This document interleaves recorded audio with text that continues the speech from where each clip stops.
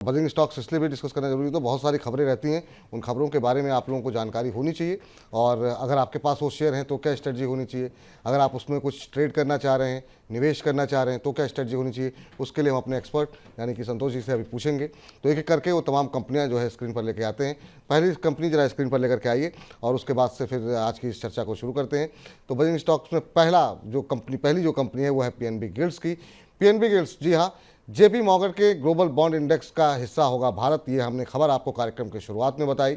28 जून 2024 से global bond index में शामिल भारत होगा और इसके चलते जून 2024 से मार्च 2025 तक जो उम्मीद की जा रही है 2000 करोड़ से लेकर के 2200 करोड़ डॉलर के निवेश की उम्मीद जताई जा रही है।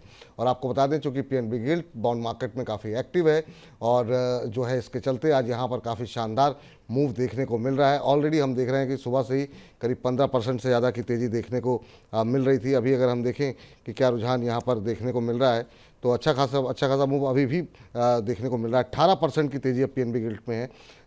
80 रुपये का भाव देखने को मिल रहा है।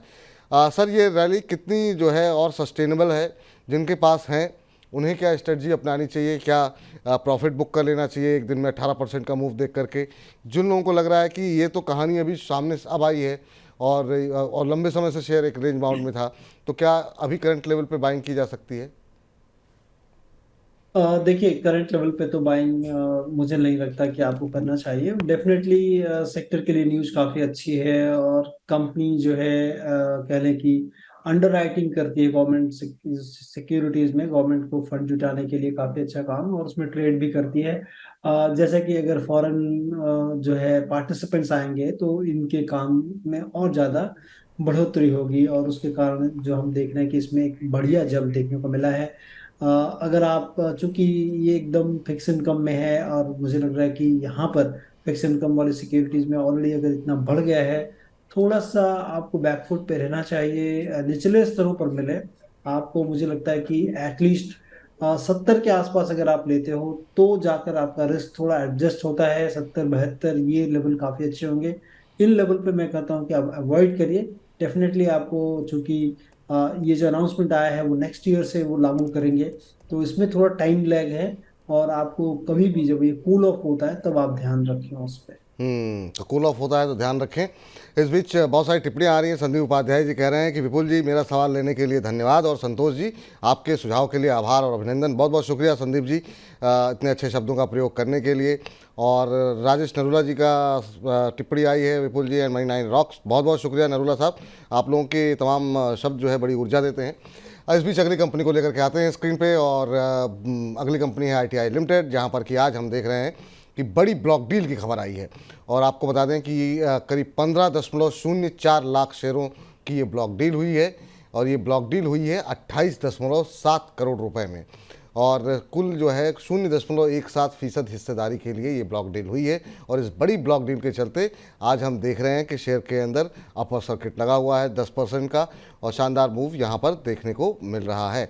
तो इस भारी वोलेटिलिटी के बाजार में हम देख रहे हैं कि एक अच्छा मूव यहाँ पर आईटीआई के अंदर आता हुआ दिखाई दे रहा है। सर, आईटीआई को कैसे देख रहे हैं? बीच में भी कुछ एक खबरें आई थी और एक महीने के अंदर सर शेयर ये 64-65% चल चुका है, और अगर हम पिछले 6 महीने की बात करें तो 114%, यानी डबल से ज़्यादा का रिटर्न यहाँ पर आ चुका है। आप कैसे फंडामेंटल्स को देख रहे हैं, और इस तरह के मूव आने के बाद क्या किसी को प्रॉफिट बुक कर लेना चाहिए जिनके पास हो? और बहुत सारे लोग निश्चित रूप से अब निगाहें आ रही हैं तो लोग पैसे लगाना भी चाह रहे हैं, आपकी राय? देखिए, अगर पैसे लगाने हैं तो पहले बिजनेस प्रोस्पेक्ट और करंट अर्निंग्स को ध्यान रखना चाहिए। और मुझे लगता है कि अगर आप करंट अर्निंग्स की बात कर लें तो लास्ट ईयर कंपनी को शुद्ध घाटा था 360 करोड़ रुपए का। उसके पहले भी अगर 2022 की बात कर लें 120 करोड़ का था, तो बहुत ज़्यादा अर्निंग्स नहीं है कंपनी की। उसके बनस्पत अगर देखेंगे कि इनके जो मार्केट कैप है वो काफ़ी है, 18,000 करोड़ का मार्केट कैप आज के दिन में, जबकि बाइंग सर्किट है कंपनी पे लगा हुआ है। तो और बुक वैल्यू तकरीबन 25 रुपए है। तो ये एक्सूबरेंटली हाई है। मुझे लगता है कि धीरे धीरे आपको, अगर आपके पास है तो प्रॉफिट बुक करने की सलाह होगी, खरीदने की सलाह तो मेरी तरफ से नहीं होगी। धीरे धीरे करके जिनके पास हैं वो अपना थोड़ा थोड़ा करके जो है या तो प्रॉफिट बुक कर लें या फिर एक ट्रेलिंग स्टॉप लॉस लगा लें, ताकि आपको अच्छे रिटर्न देखने को मिले 1 डेढ़ महीने के अंदर। तो वो आपका जो मुनाफा है वो सुरक्षित रहे और सिर्फ कागज़ों पर ही ना रह जाए, इसका अवश्य ध्यान दीजिए। चलिए, इस बीच जो है अगला शेयर जो है वो बर्जर पेंट्स है, जहाँ पर कि आज खबर निकल करके आई और उसके चलते आज मजबूती देखने को मिल रही है। और खबर यहाँ पर यह है कि कंपनी का जो शेयर है वो एक्स बोनस हुआ। हालांकि शुरुआत थोड़ी सी निगेटिव हुई थी एक्स बोनस की वजह से, लेकिन उसके बाद से शानदार मूव देखने को मिला। आपको बता दें कि जो कंपनी ने घोषणा की थी, हर एक शेयर पे 5 शेयर देने की घोषणा की गई थी, और इस कंपनी के शेयर में आज हम देख रहे हैं 3% से ज़्यादा की मजबूती सुबह के समय देखने को मिल रही थी। सर, ओवरऑल पेंट सेक्टर पे आपकी राय क्या रहेगी? और बर्जर पेंट्स, चूँकि यहाँ पर खबर जो है एक्स बोनस हुआ है शेयर आज से, और अच्छी बात ये है कि सुबह जो तेज़ी थी वो कम नहीं हुई, वो अब बढ़ती हुई दिखाई दे रही है, और अब ये 6.5% ऊपर है। 668 का स्तर अब यहाँ पर देखने को मिल रहा है। हालांकि थोड़ी सुस्ती रही है एक महीने में अगर हम देखें तो। कैसी सलाह रहेगी सर आपकी? लोअर लेवल से आप देखिए अच्छी रिकवरी यहाँ पर आती हुई दिखाई दे रही है। डेफिनेटली बहुत अच्छी रिकवरी है निचले स्तरों पे। और पेंट सेक्टर अगर देखें विपुल जी, इन दिनों काफी लाइमलाइट में रहा है पूरे सेक्टर की अगर बात कर लें। और ये सेकंड सबसे बड़ी जो है highest company by market cap है पूरे सेक्टर में एशियन पेंट के बाद। और जिस तरह से यहाँ पर कंपटीशन इंटेंस होने की बात कही जा रही है, जिसमें कि ग्रेजिम ने काफी बड़े पैसे डालने की बात है, 10,000 करोड़ के ऊपर का। जेएसडब्ल्यू एनर्जी नए पैसे इसमें डाल रहे हैं। तो ये यहाँ पर एक कंपटीशन इंटेंस होने वाली बात है। लेकिन सप्लाई चेन जो जिस तरह से है, वो इन दोनों कंपनियों को उतना ज्यादा अनुभव नहीं है जो न्यू एंट्रेंट है। और अगर उनके सप्लाई चेन में उस तरह का अनुभव नहीं है और कुछ चीजें नहीं कर पाते हैं वो, तो उन सारी चीजों का लाभ जो है वो एशियन पेंट्स और बर्जर पेंट को ज्यादा मिलना चाहिए। दूसरी चीज अगर देखें तो पैन इंडिया में जो कह लें कि जो सबसे बड़ा मार्केट है, वो वेस्ट टू साउथ मार्केट जो है वो पेंट का काफी बड़ा मार्केट है। और वहां पे थोड़ा रिलेटिवली इनका प्रेजेंस कम है।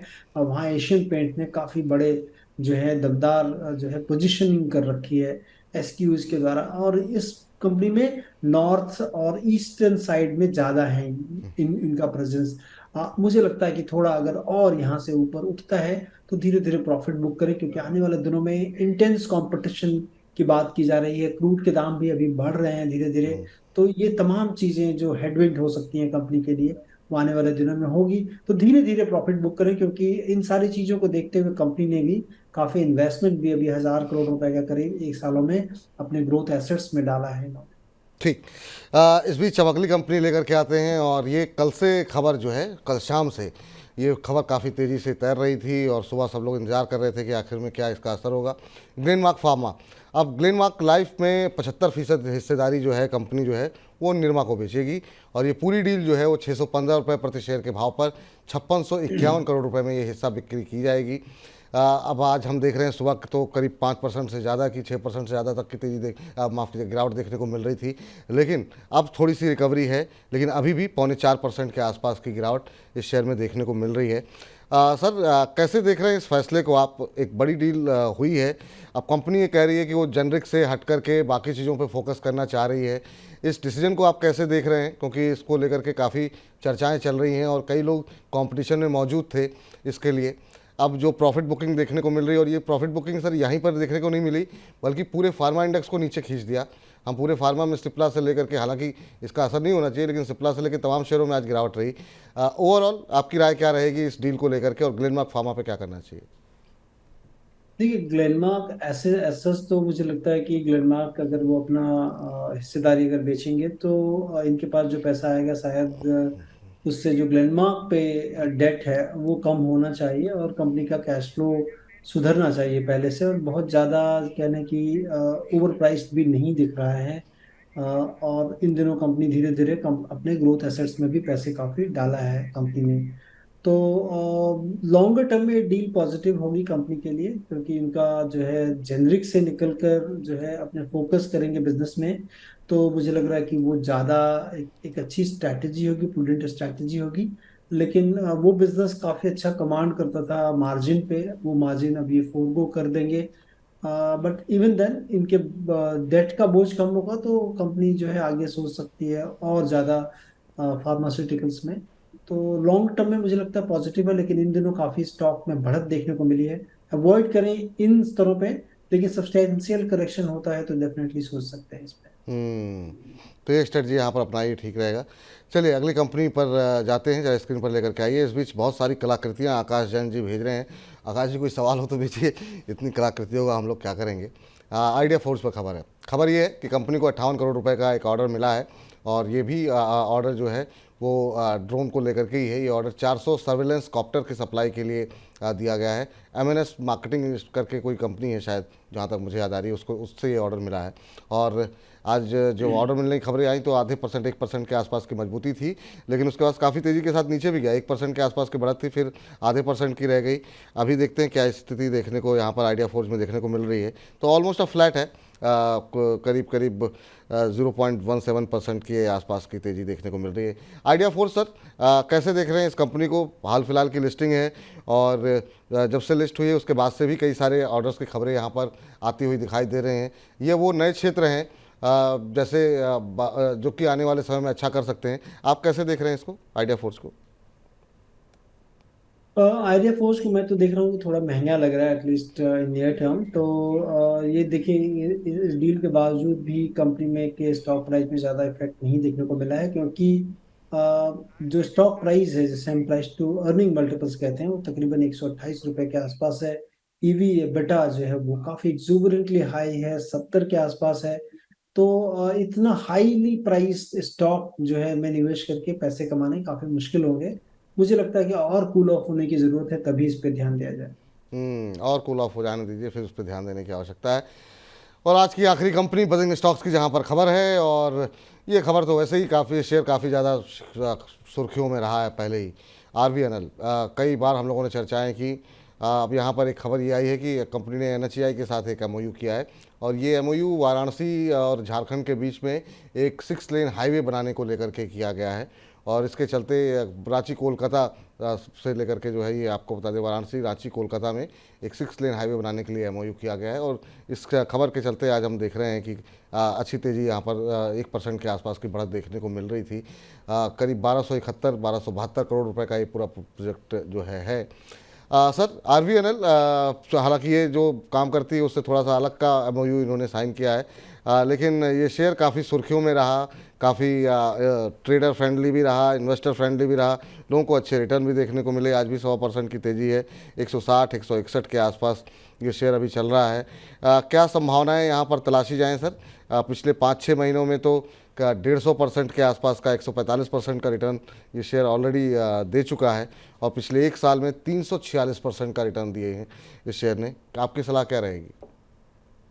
देखिए, मेरी सलाह है कि आपको थोड़ा और नीचे घट जाए। मुझे लग रहा है कि 140-45 काफ़ी अच्छे लेवल हैं, और कंपनी के पास जिस तरह से ऑर्डर बुक है, आई थिंक जो इनका करंट रेवेन्यू है उससे मोर देन 2 टाइम्स जो है इनके पास का ऑर्डर बुक है इनका। तो रेवेन्यू विजिबिलिटी आपको डेफिनेटली 2-3 साल की है, और लगातार इनको ऑर्डर भी मिल रहे हैं जैसा आपने बताया। तो ये चीज़ें ध्यान में रखकर मुझे लगता है कि 140 जो है वो काफ़ी अच्छे लेवल होंगे, अगर 140-45 उसके आसपास कहीं भी मिलता है तो।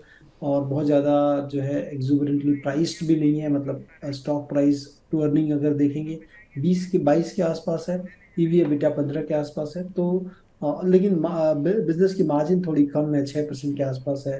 तो इसीलिए मैं कहता हूँ कि थोड़ा करेक्ट हो तो ज़्यादा जो है रिस्क टू रिवॉर्ड रेशियो आपके लिए काफ़ी अच्छा हो।